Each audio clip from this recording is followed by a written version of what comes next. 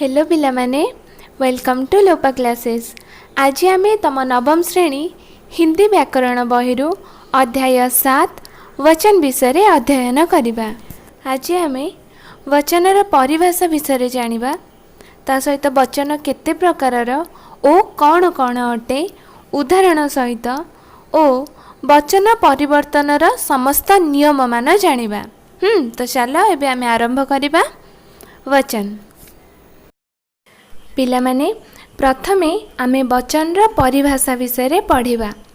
वचन की परिभाषा: शब्द के जिस रूप से एक या एक से अधिक का बोध होता है उसे हिंदी व्याकरण में वचन कहते हैं। दूसरे शब्दों में संज्ञा, सर्वनाम, विशेषण और क्रिया के जिस रूप से संख्या का बोध होता हो उसे वचन कहते हैं।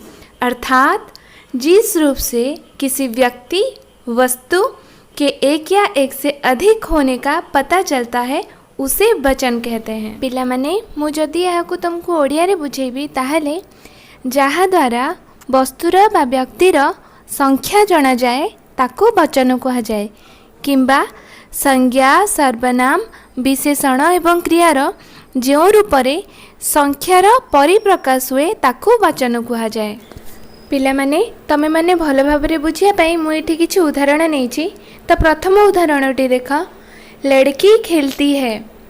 तो एठारे लड़की होची एक वचन, लड़कियां खेलती हैं तो लड़कियां होची बहुवचन। बुझी पारिलो? तो लड़की रु हमको बोध होची जे यह एक वचन रे अछि, लड़कियां रु जना पडुची या लागिला बोली एटा बहुवचन रे अछि। सेही परी फ्रिज में सब्जियां रखी हैं तो सब्जियां होची बहुवचन, तार एक वचन होची सब्जी। तालाब में मछलियां तैर रही हैं तो मछली होची एक वचन, मछलियां होची बहुवचन। तो तालाब में मछलियां तैर रही हैं रे एटा होची बहुवचन रे अछि मछलियां। माली पौधों को सींच रहा है तो पौधों, एटी पौधों बहुवचन रे अछि, यार एक वचन होची पौधा। तो बच्चों हिंदी में वचन दो होते हैं, एक है एक वचन और दूसरा है बहुवचन।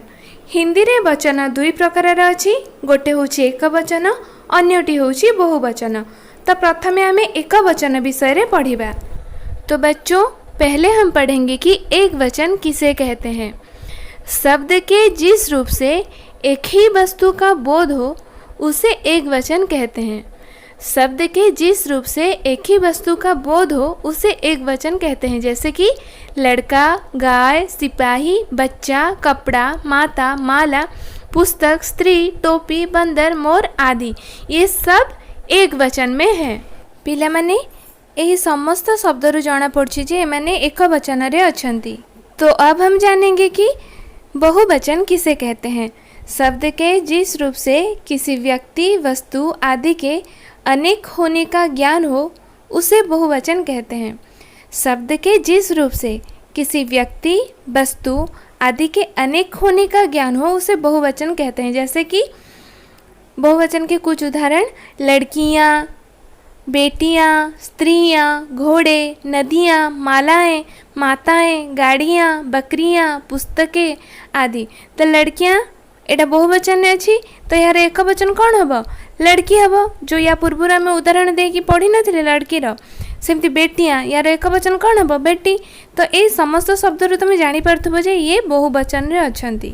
पिला माने आमे वचन रा परिभाषा, वचन केते प्रकारर एवं कौन कौन, एक वचन एवं बहुवचन रा परिभाषा बहुत गुड़ाए उदाहरण सह बुझी नहीं छंती। एबे हमको वचन बुझिबारे विशेष किछि असुविधा हेब नहीं। तो चलो पढ़िबा। किसी शब्द के जिस रूप से उसकी संख्या को बोध होता है उसे वचन कहते हैं। संज्ञा शब्दों के आधार पर विशेषण, सर्वनाम और क्रिया के वचन बदलते हैं। तो पिला माने संज्ञा शब्दर आधार रे कौन हुए? विशेषण, सर्वनाम और क्रियार मध्य कौन होता है? वचन बदली थाए। आगो को यार उदाहरण देखी मु तुमको बुझेबी। वचन दो प्रकार के हैं, हमें पढ़ी थिले एक वचन आउ बहुवचन। एक वचन किसे कहते हैं? जिस संज्ञा शब्द से एक प्राणी या एक वस्तु का बोध होता है उसे एक वचन कहते हैं। जो संज्ञा शब्दरू एक प्राणी किंबा एक वस्तु गोटे प्राणी किंबा गोटे वस्तुर बोध होउतबा ताकू कौन कहती एक वचन कहती। जेपरिक उदाहरण घोड़ा पुत्र पुस्तक माला ये समस्ते कौन अच्छा एक वचन रे अच्छा। सेहीपरि बहुवचन जिस संज्ञा शब्द से एक से अधिक प्राणियों या वस्तुओं का बोध होता है उसे बहुवचन कहते हैं। जो संज्ञा शब्दरू एकरु अधिक प्राणी किंबा एकरु अधिक वस्तुर बोध होउथबो ताको कौन कहती बहुवचन। बहुत सिंपल पिले जो शब्दरू एकरु अधिक बोध होउथबो संख्या ताको बहुवचन कहा जाए। आ जो शब्दरू गोटे बोध होउथबो माने गोटे संख्या ताहले ताको एक वचन कह किछि कष्ट नहीं।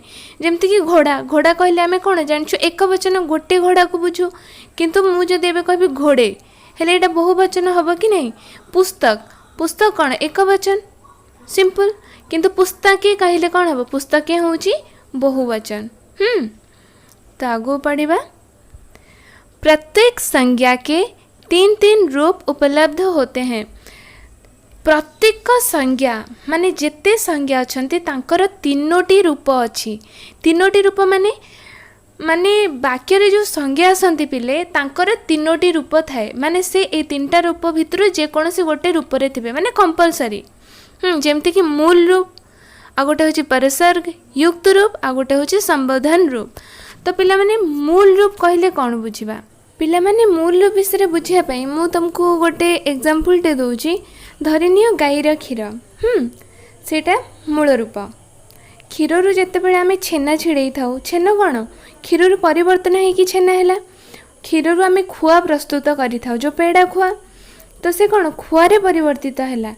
पुणी आम क्षीर को दही बन था तो से दही रे परिवर्तन है। ये आम ताको विभिन्न प्रकार परिवर्तन कर क्षीर को किंतु फाइनाली खुआ कौन तैयारी होता है कौन कह क्षीरु तैयारी तार मूल रूप कौन क्षीर। तो सेमती ये मूल रूप लड़का बालिका माने ये कौन दीजिए प्रत्येक संज्ञा के तीन रूप उपलब्ध होते हैं। प्रत्येक संज्ञार तीनोटी रूप उपलब्ध। धरिनियो जे संज्ञा तो जेकोसी वाक्य आसो धरिनियो संज्ञा गोटे वाक्य अच्छी से संज्ञा मूल रूप रे थिबो नहेले परसर्ग युक्त रे थिबो नहेले संबोधन रूप रे थिबो। ए तीनटा भितर निश्चित रूपे गोटे रूप रे से थिबो। तो मूल रूप क्या कह जानी पारलो जेमति कि खुआर मूल रूप आम कहवा क्षीर सेमती लड़का होची मूल रूप। जेमति कि लड़का परिवर्तन हेले कौन हम लड़की हम लड़के हम लड़कियाँ हम परिवर्तित जेमति कि क्षीरु खुआ छेना आइसक्रीम एमती होची सेमती लड़का रू कौन हो पार लड़की हो पार लड़के हो पार लड़कियाँ हो पार तो परिवर्तन हो किंतु तार मूल रूप कौन लड़का।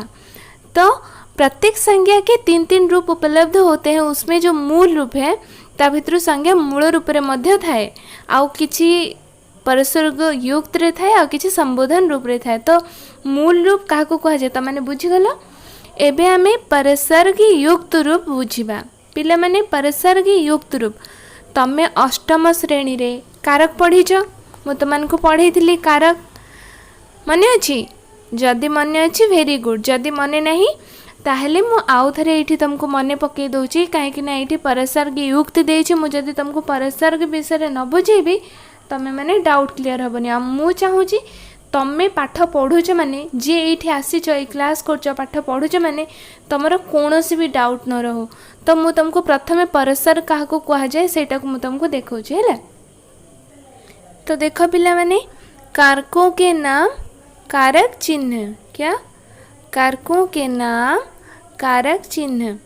तो ये जो कारक चिन्ह ये देनी पिले एटा ही होची परसर्ग कौन एटा ही परसर्ग माने कारक रे जो कर्ता कारक रे कौन लगी थाए ने से को के कर्म कारक रे कौन को से लगी थाए करण कारक रे कौन लगी थाए से।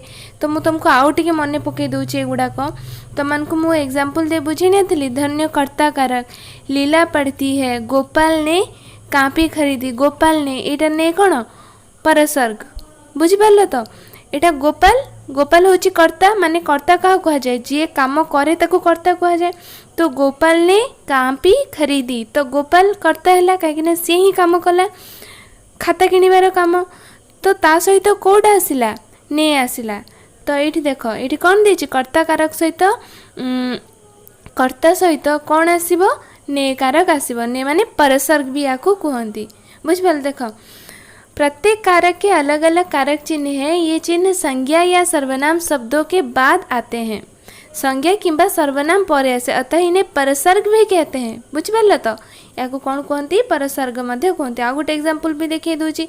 देख ये कर्म कारक सेठी तो तुम कर्ता कारक गोपाल थिला काम कला बोली कर्ता कारक बुझीगल। ये देख कर्म कारक लड़का फल खाता है, माँ बेटे को बुलाती है। तो परसर्ग सहित माँ बेटे को बुलाती है। माँ किसको बुलाती है? बेटे को बुलाती है। तो माँ कामटा किए करुची? माँ करुची। तो माँ पर ये कारक लगी कि किछि लगिनी। देख माँ पर डायरेक्ट बेटे आसी। तो ये कौन कर्ता कारक माँ अच्छी किंतु बेटे सहित को लगिला। कहीं बेटे सहित को लगिला कहीं ना बेटे होची कर्म। माँ माने माँ बेटे को बुलाती है। किसको बुलाती है पचारे आसीज किसको? बेटे। तो बेटे सहित कौन आसीबो? कर्म। बेटे होची कर्म कह ता सहित को परसर्ग। तो ये देख देछि कर्म सहित कौन कौन लगे? को से, केवल को से। कर्म कारक जदि थी ता सहित को से आसीबो। कर्ता कारक थिले ने से को के आसीबो। एबे बुझी पारलो परसर्ग काहा कहंती? ए समस्ते होउचंती परसर्ग। ये जो देखु कि ए समस्ते होउचंती परसर्ग। तो पिला माने परसर्ग तो बुझीगल। ये देख परसर्ग युक्त रूप जेमती लड़के को ये परसर्ग लगे को, बालिकाओं का परसर्ग लगे। तो से यहीपरी ये जो प्रत्येक संज्ञा के तीन तीन रूप जो होते हैं सेमती परसर्ग रूप रे मध्य संज्ञा आसी थाई पारे। जेमती लड़के को, बालिकाओं का परसर्ग लगे कि नहीं? मूल रूप बुझिल, परसर्ग युक्त रूप भी बुझिल। एबे हमें पढ़िबा संबोधन। कौन? संबोधन। तो बच्चों संबोधन रूप जैसे हे लोगों, अरे बहनों। आमे जितेबाला अन्य माननकु संबोधन करूँ जमती कि नेता माने जितेबाला भाषण दियंती कहते कि नहीं हे मोर देशवासी माने कहते कि नहीं हे लोगों। तो सेटा संबोधन रूप। तो वाक्य रे संज्ञा केतेबेले संबोधन रूप रे मध्य आसी पारे। तागो पढ़िबा से तीनटा रूप बुझीगला पिले। संज्ञा से तीनटा रूप रो जे कोन से गोटे रूप रे से थिबो। तीनटा भितर जे कोन से गोटे रूप रे। तो पिला माने संबोधन रूप शब्दांत मात्रा की दृष्टि से पुल्लिंग शब्दों के बहुवचन में दो वर्ग पाए जाते हैं। क्या? शब्दांत मात्रा की दृष्टि से। शब्दांत मात्रा माने शब्दर अंतर जो मात्रा। शब्दांत मात्रा की दृष्टि से जेमती कि लड़का मुझे कहबी लड़कार कौन शब्दांत मात्रा शब्दर अंतर मात्रा कौन अच्छी आकार अच्छी ए आकारटा। तो शब्दांत मात्रा की दृष्टि से ये केवल मु आकार एग्जांपल देली। बहुत जिनस अलग अलग थाए कोठी ई कार थिबो कोठी ऊ कार थिबो बुझिपारल सेमती किछि नहीं।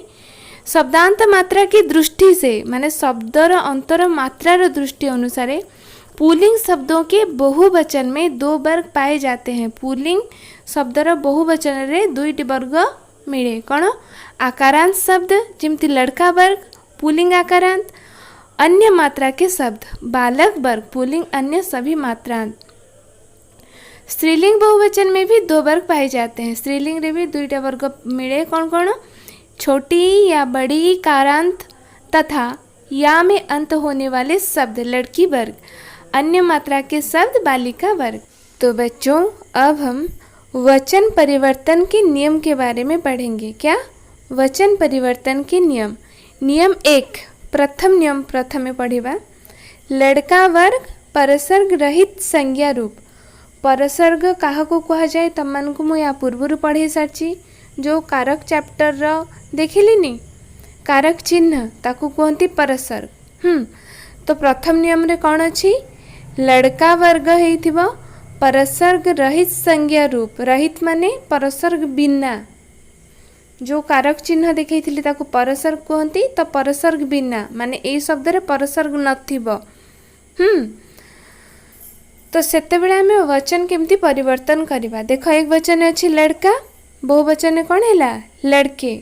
एक वचन ने बच्चा बहुवचन ने बच्चे। एक वचन ने घोड़ा बहुवचन ने घोड़े। एक वचन रे पंखा बहुवचन रे पंखे।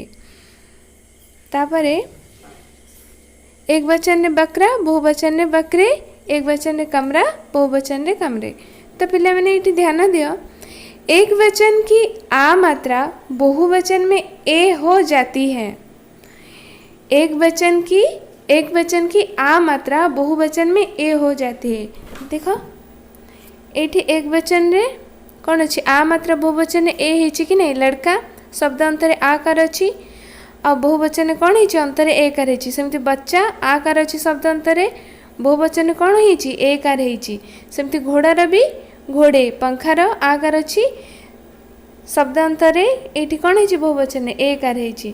तो तुम कौन जान लो, नियम एक रे लड़का वर्ग है, परसर्ग रहित है, परसर्ग नथिबो, तापरे आमे ए सूत्र हिसाब रे परिवर्तन करबा। जेमति कि लड़का वर्ग माने लड़का होची लड़का वर्ग रे जीवो, बच्चा होची लड़का वर्ग रे जीवो। आ यह पुनी परसर्ग रहित माने या सहित परसर्ग नहीं, तो ये आ कार्टा कौन हो ए कार रे परिवर्तन हम, घोड़ारू घोड़े पंखारू पंखे।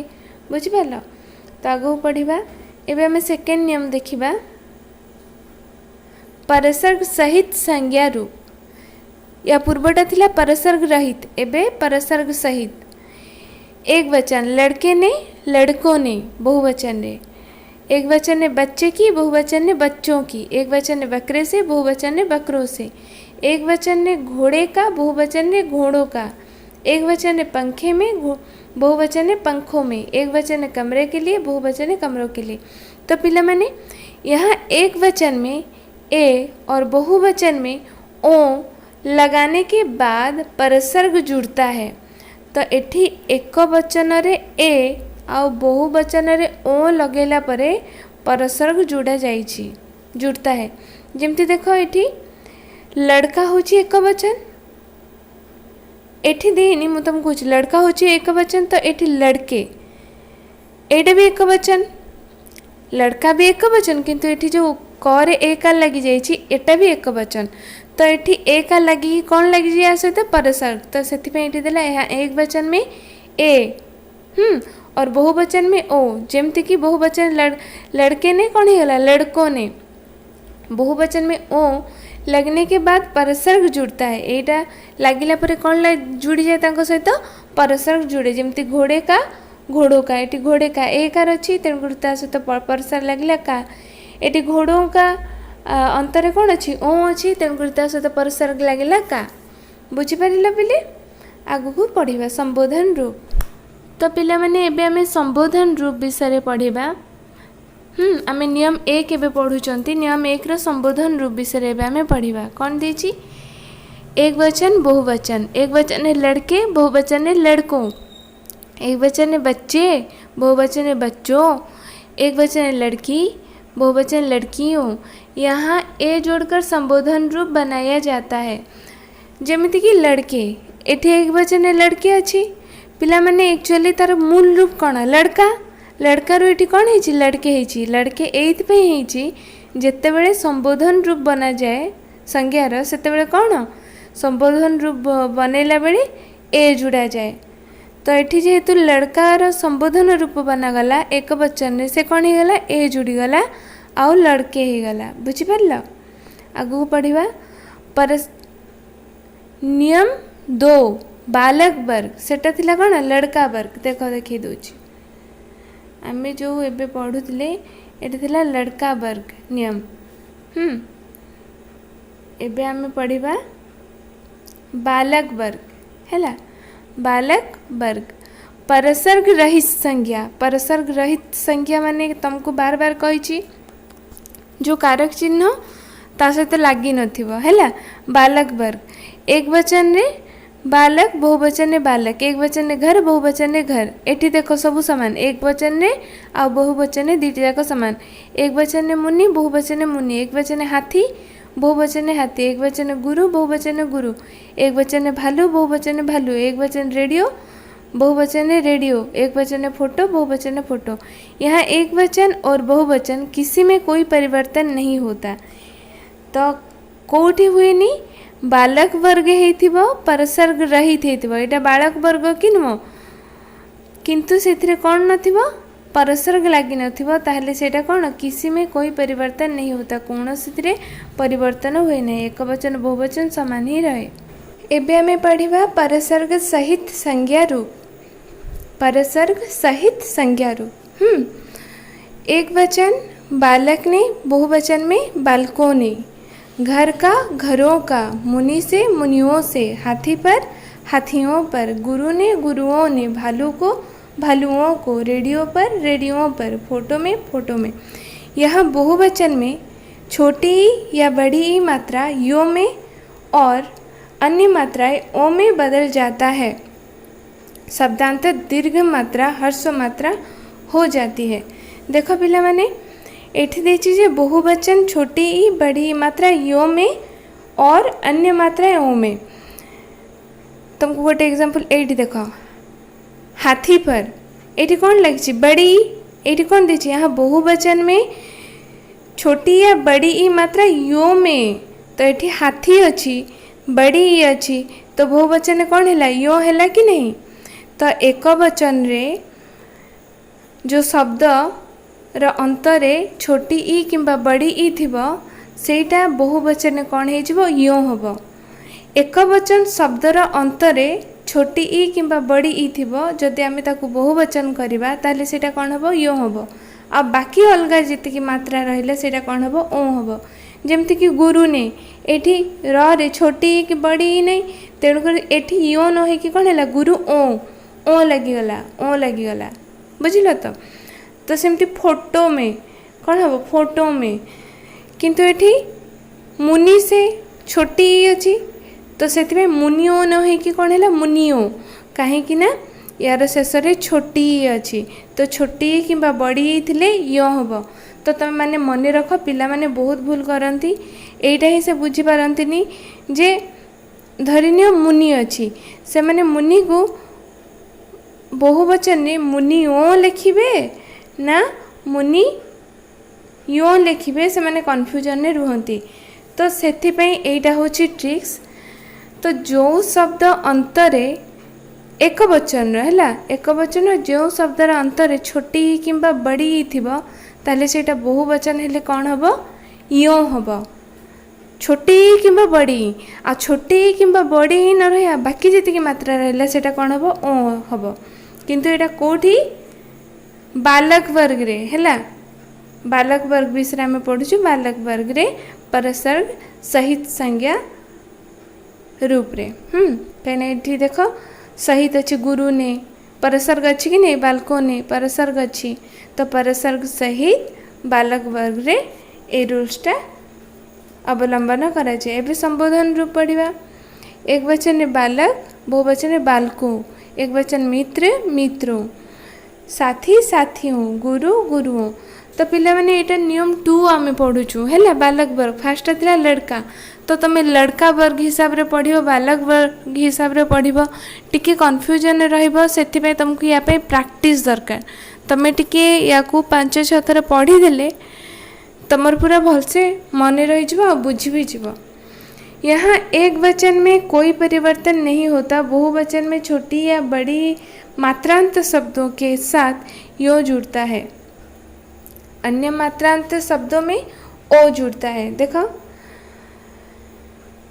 यहाँ एक वचन में कोई परिवर्तन नहीं होता एक वचन में कौनसी परिवर्तन है नहीं कहीं बालक मूल रूप रे ही अच्छी बालक जमती कि सेतबेले गोटे एग्जांपल तुमको मुझे बुझेइथिली जे संबोधन रूप रे कौन थिला लड़के लड़के दिया कि नहीं मुझे तुमको कहली जे पिला माने ये मूल रूप रे नहीं लड़का होची मूल रूप किंतु एटी संबोधन करा जायछि बोली कि कौन लगी ए लगी किंतु बालक वर्ग रे यार एक वचन में मूल रूप रे ही थाए किछि परिवर्तन ही न थाए सेतिपई एठी देछि जे यहाँ एक वचन में कोई परिवर्तन नहीं होता।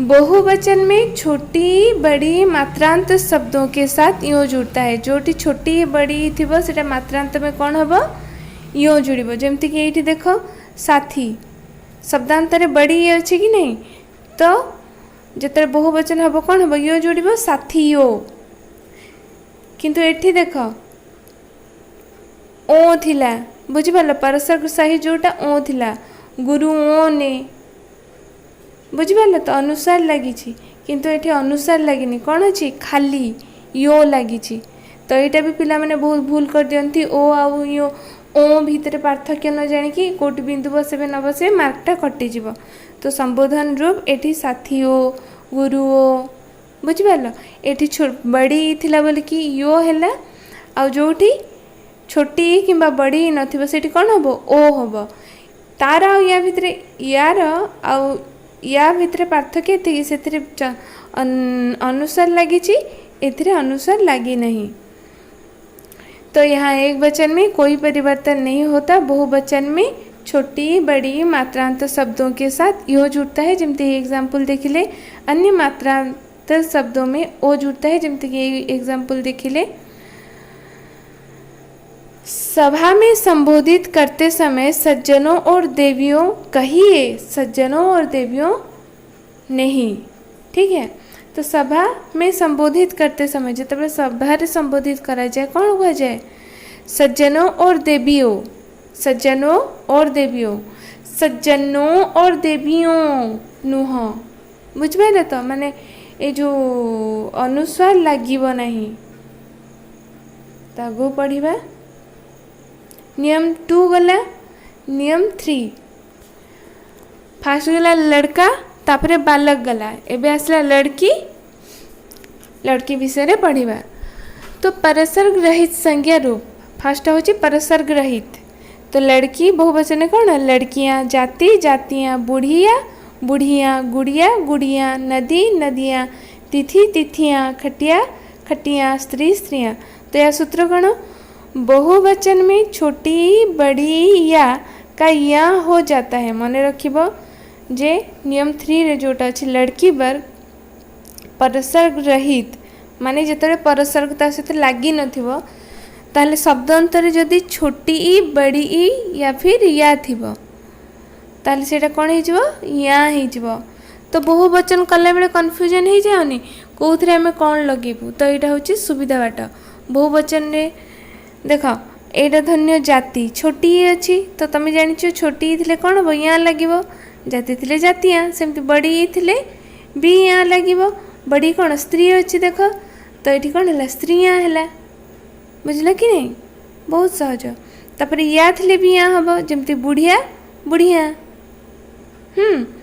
हो जाता है। और शब्दांतर दीर्घ मात्रा हर्ष मात्रा हो जाती है। शब्दांतर जो दीर्घ मात्रा से कौन हर्ष हो जाए जमती बुढ़िया बुढ़िया छोट हो गला कि नहीं, स्त्री स्त्रियाँ, नदी नदियाँ, तिथि तिथियाँ बुझिपाल। एटा होची तार ठीक से बहुवचन रे कौन छोटी बड़ी या हो जाए एटा मन रखिबा।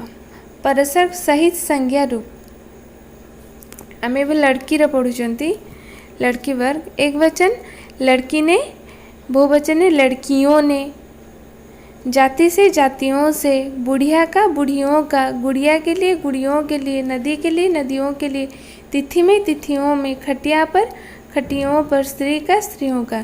बहुवचन में छोटी बड़ी या का यो हो जाता है और शब्दांत दीर्घ मात्रा हर्ष मात्रा में मात्रा हो जाती है। तो पिला मैंने ये देखो यो एठी हमें कौन देखिथिले या बुझिल छोटी बड़ी आ यो थिले कौन हम या हम परसर्ग रहित रे जोटी परसर्ग नथिबो, जोटी परसर्ग थिबो सेठी कौन हम या नहे कि यो हम। जमती लड़की ने लड़कियों ने, एठी लड़की रु लड़कियों हैला, एठी कौन हेतला लड़की रु लड़कियां हेतला। देखो परसर्ग रहित रे लड़की रो बहुवचन कौन हम लड़कियां हेतला, किंतु एठी परसर्ग सहित रे लड़की कौन है लड़कियों है। तो बुझिपाल तो तुम जिते देथिबो जे लड़की ने तुम्हें पूरा खुशी होगी लिखिदेव कौन लिखिदेव लड़कियां ने, कहीं तुम मन थी ये लड़कियां पढ़ल लड़की रो बहुवचन लड़कियां एग्जाम रे ठीक कर भाभी पूरा खुशी होगी आसब किंतु देखला बेलू तुम भूल होती कहीं ये कौन थी परसर्ग लगी, परसर्ग लगिला माने सेटा या न होइकी कौन हो यो हो बुझल सेमती नदी को नदियों को कहीं छोटी बड़ी या थिले सेटा यो हम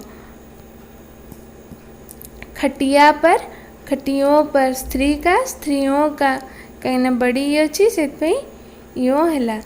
तो संबोधन रूप से लड़की वर्ग लड़की लड़कियों तो पिला माने संबोधन रे अनुस्वार लगुनि देखुछ ना कौन सी संबोधन में अनुस्वार लगुनि तो यहाँ मन रखिथ संबोधन रूप में अनुस्वार लगेबनी लड़की लड़कियों बुढ़िया बुढ़ियों देवी देवियों नदी नदियों तो यहाँ एक वचन में कोई परिवर्तन नहीं होता तो लड़की वर्ग रे भी एक वचन में परिवर्तन है नहीं पिले है तो किंतु संबोधन रूप रे जो कौन जो फास्ट आम जो लड़का रूप रे पढ़ी से बुझल तो मुझे देखे दूची रुह एटा गला बालक वर्ग टू एटा टू ए देख चेंज है कि नहीं एटा हूँ लड़का वर्ग उपरडा एटा नियम टू माने या उपरडा हूँ नियम वन ये लड़के अच्छी लड़के रे कौन है लड़को है ये लड़का अच्छी कि एक वचन में परिवर्तन है कौन है लड़के है किंतु आमर एठी जो नियम 3 जोटा लड़की वर्ग रे कौन सी परिवर्तन है नहीं लड़की को लड़की अच्छी बुढ़िया को बुढ़िया अच्छी देवी को देवी अच्छी नदी को नदी अच्छी तो लड़की रो बहुवचन कौन लड़कियों अनुसार दिया है नहीं कहीं कौन सी संबोधन रूप रे अनुसार दिया जाए नहीं।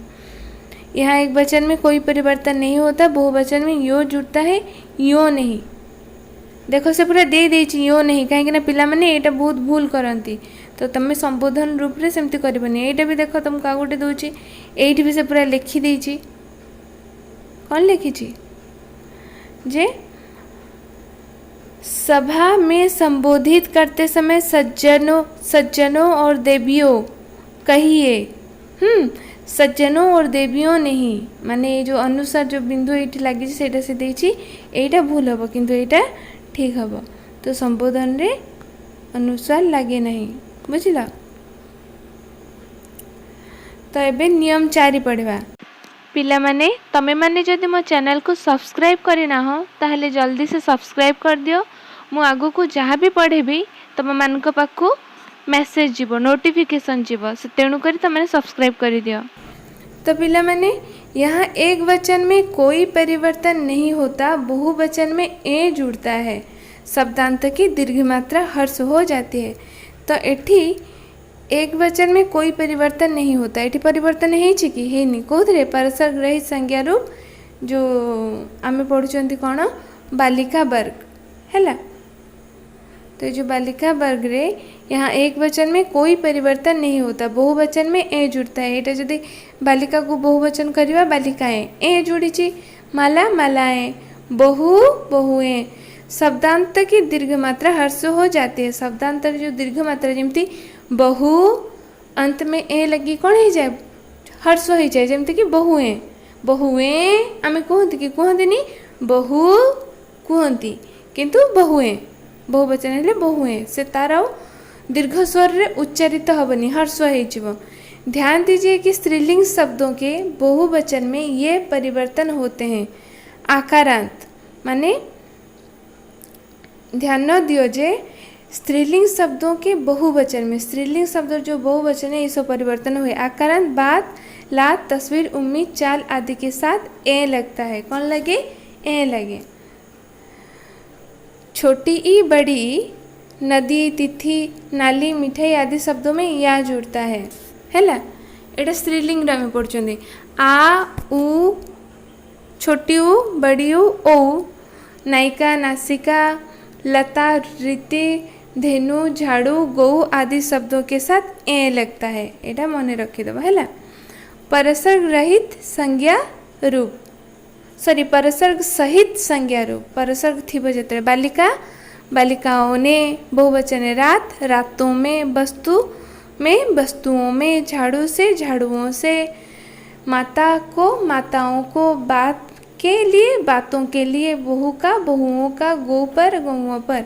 यहाँ एक वचन में कोई परिवर्तन नहीं होता है एक वचन में कौन सी परिवर्तन है नहीं कहीं मूल रूप रे ही अच्छी बालिका रात वस्तु ये सब मूल रूप माता बात बहु गौ शब्दांत दीर्घ मात्रा हर्ष हो जाती है तो बहुवचन में ओ जुड़ता है।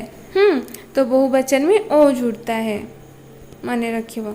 संबोधन रूप एक वचन बालिका, बहुवचन में बालिकाओ। तुमको कही संबोधन रूप रे अनुसार लागेनी, तेणुकर एठारे लागी नहीं। बहु बहुओ, माता माताओ अनुसार लगी कि माताओ ही कि एटा लक्ष्य रखियो, माताओ हब नहीं, भूल हो बुझिल। बहु बहुओ, गौ गौओ एटा को लक्ष्य रखियो। संबोधन रूप रे अनुसार लगे नहीं। यहाँ एक वचन में कोई परिवर्तन नहीं होता, बहुवचन में और जुड़ता है, शब्दांतर दीर्घ मात्रा हर्ष हो जाती है।